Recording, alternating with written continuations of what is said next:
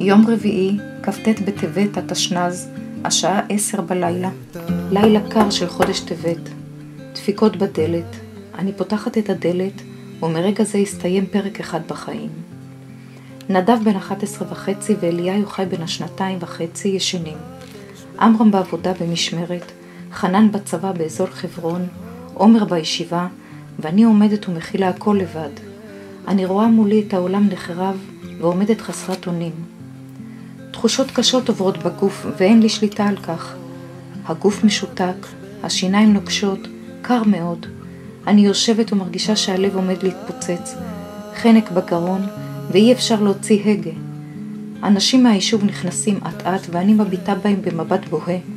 הרי אני מכירה אותם ואיך ייתכן שאינני מצליחה לזהות. באותן עיניים נשארות יבשות ועולות המחשבות, מה יהיה על עמרם? איך יודיעו לחנן ועומר? האם נדב ואליה יוכלו להתמודד? כיצד מודיעים לסבים והסבתות שמחר הם הולכים לקבור את נכדם? אל תיקח ממני, אל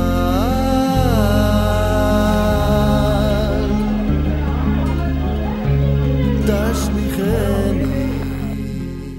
בשעה 3 לפנות בוקר, כולם שוכבים במיטותיהם, ואני יושבת לבדי במטבח. רק אז אני מצליחה לבכות, ואני בוכה ובוכה ובוכה. ובין בכי לבכי אני לוחשת, אורי שלי, אורי שלי. ועולות תמונות כמו בסרט. 9 ירחי לידה של אושר, של הריון ראשון, ברית, תינוק בן שנה ועוד שנה ועוד. והתינוק הפך לילד, ומילד לנער מתבגר שהגיע לגיל מצוות. איזו שמחה הייתה בחגיגת בר המצווה. בגיל ההתבגרות עם כל תהפוכותיו בישיבה התיכונית, והמכינה הקדם צבאית בעלי, וישיבת ההסדר במעלות, והנה בננו חייל. האם ייתכן שכעת הכל נגמר ואורי שלנו בתוך ארון?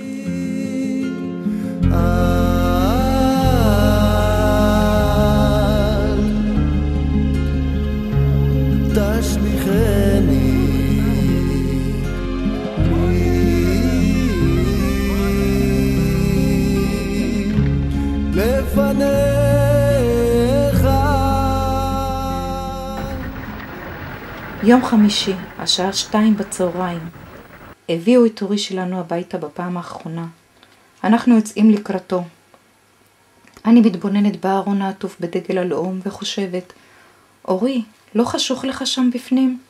לא קר לך? אתה מצליח לנשום? איך כל הגובה הזה נכנס לתוך הארון? בנסיעה איטית אנחנו מגיעים לבית העלמין בקדומים. אינני יכולה לעמוד עוד ואני נתמכת באנשים. אני רואה איך מורידים את הארון ובתוכו אורי שלי.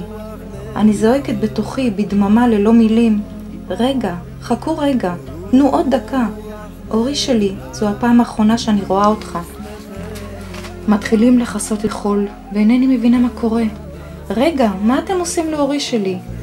אני שומעת את עמרם בקול שבור. התגדל והתקדש מרבה.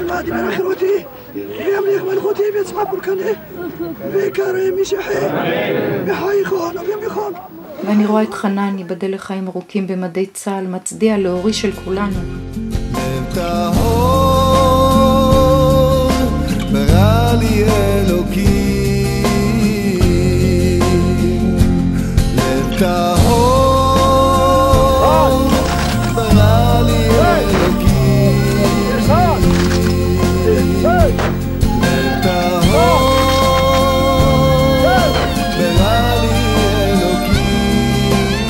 זהו, נגמר. אורי נשאר בבית העלמין ואנחנו חוזרים הביתה לשבת שבעה.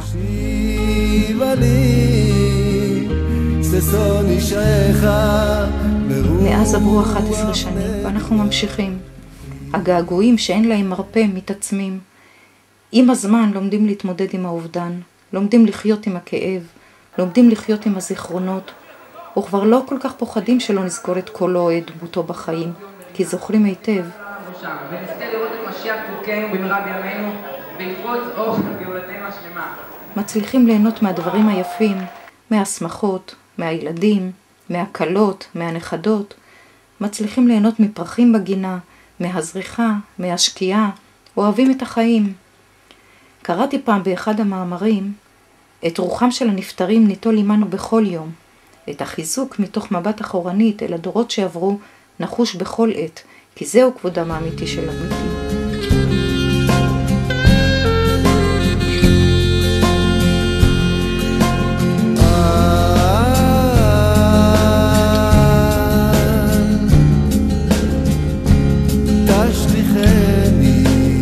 זוכרנו לחיים, מלך חפץ בחיים, וכותבנו בספר חיים, למענך ורק למענך אלוקים חיים. לפניך ברוח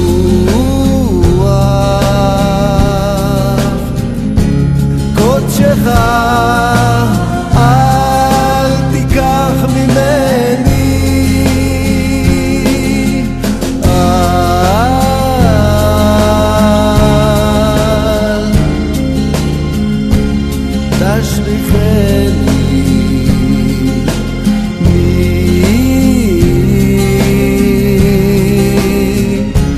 לפניך